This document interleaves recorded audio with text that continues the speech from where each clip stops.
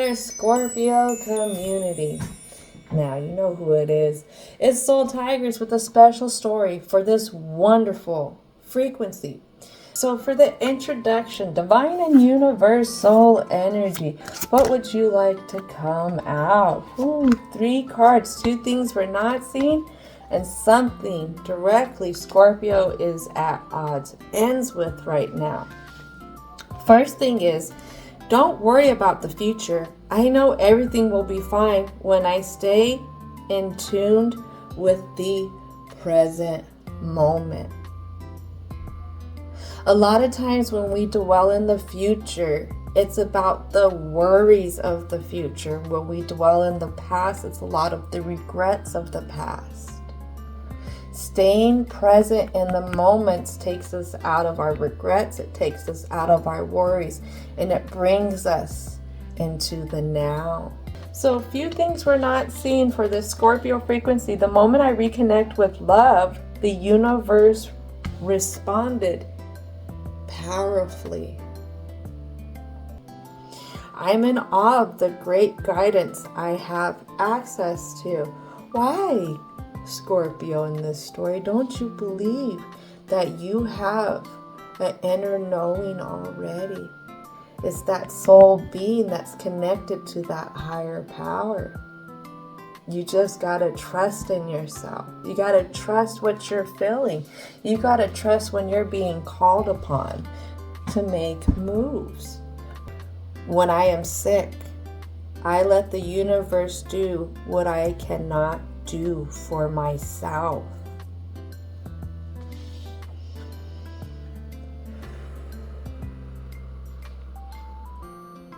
What does this mean? What does this mean? When I am sick, I let the universe do what I cannot do for myself. It feels like you let the universe lead you around and to show you another way of going. Maybe another way of highlighting things in your life.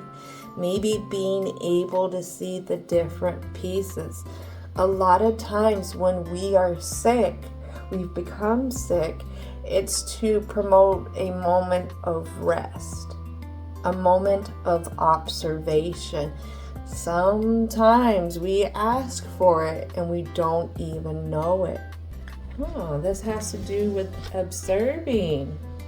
When I surrender my will to the care of the Spirit and the universe, I align my energy with the ever-present flow of happiness. When you give permission for divine timing to happen with the cycles of life, then you do not run around chasing, trying to prevent the inevitable. Because the inevitable is always going to happen. Again, there's always a higher power that's at play. Again, relying on that divine timing, the flow of the universe. I believe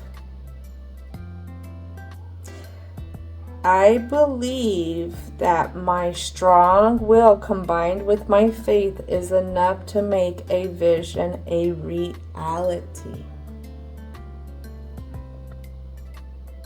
When I integrate my wishes with my faith, I can take action from a calm place rather than a controlling place. When we're trying to prevent the inevitable, that means we're trying to control an outcome.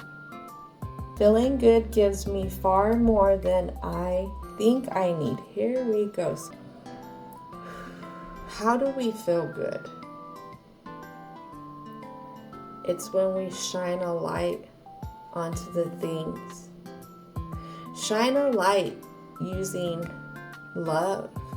When we look at things through the eyes of love, we start to see the things that we are really blessed with. We also start to feel like our world isn't so dark. Because I believe all the cards that we had come out besides this one, which this one's in the dust, everything was in the dark but this one. All right, so what is it, ancestors, angels, guides, that need to come out for the present?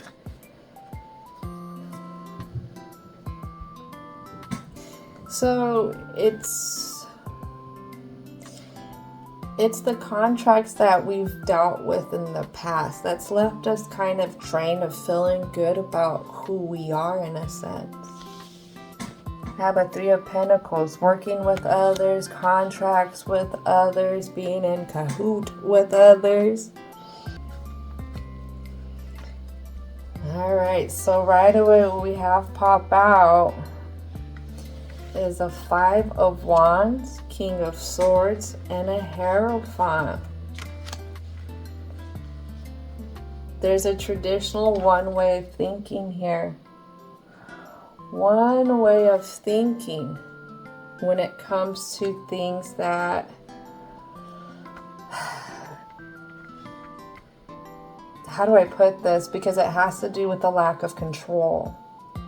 So right here, I have a lack of control.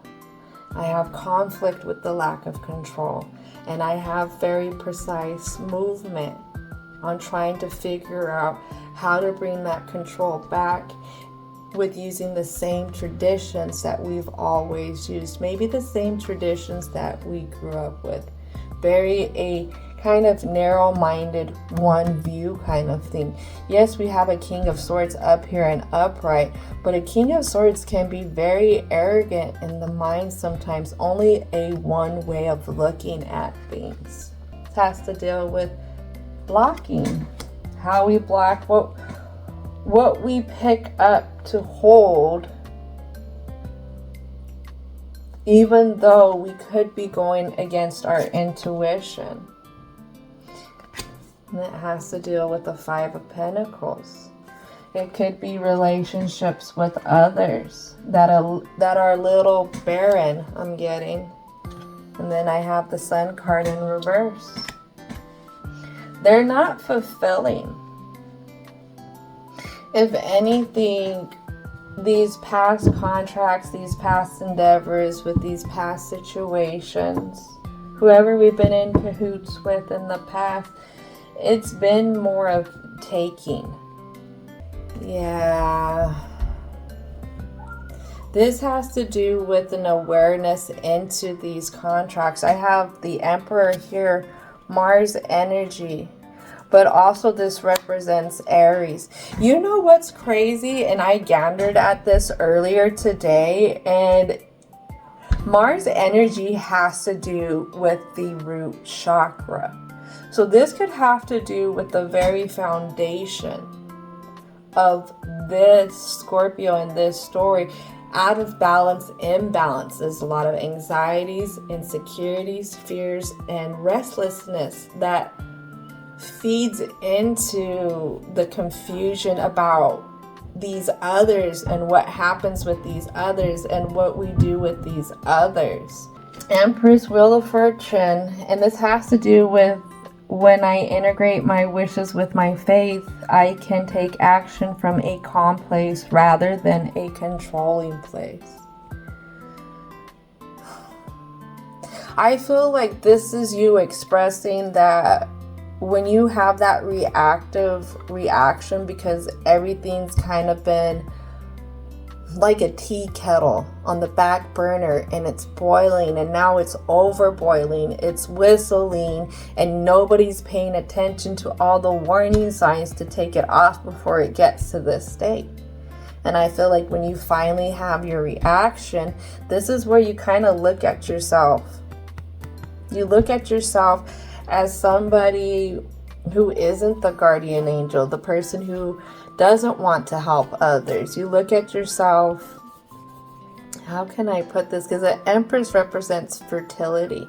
Depending on which Empress this is, because different decks will depict different Empresses.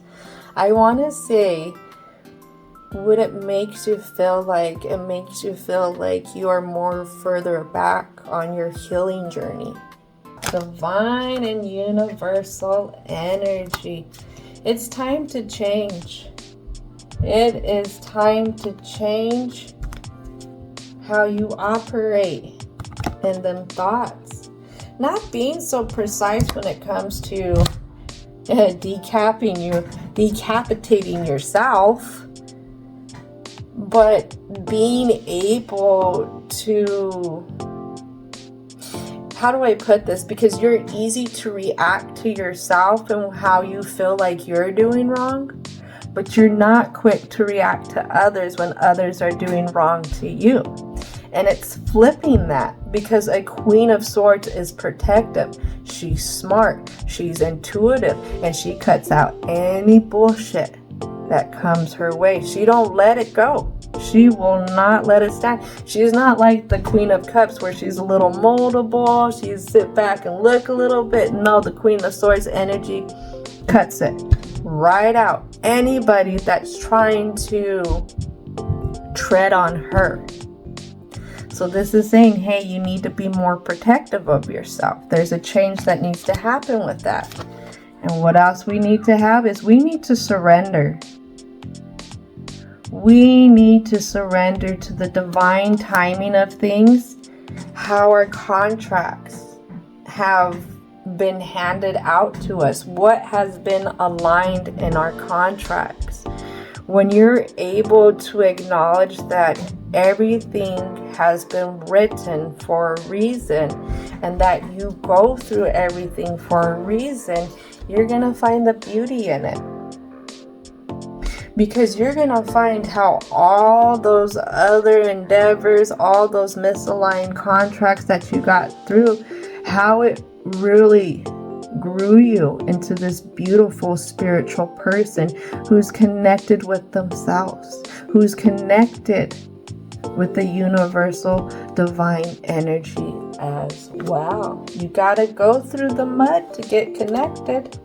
It's hard. And I'll tell you what, the reason why it can be so hard and so challenging at times is because you are a divine being. The more you connect to yourself, the more high vibration you go into,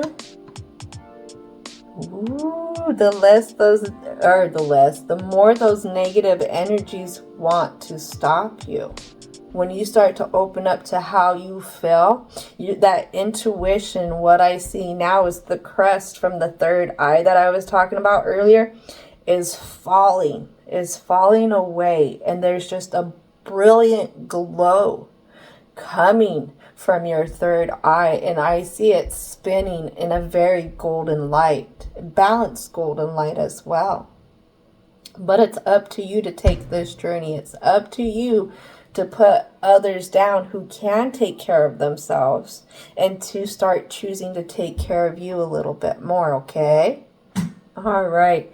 Thank you so much for hanging out. And don't forget to thank your ancestors, angels, guides, as well as divine and universal energy for coming in and being the guardians for the positive messages.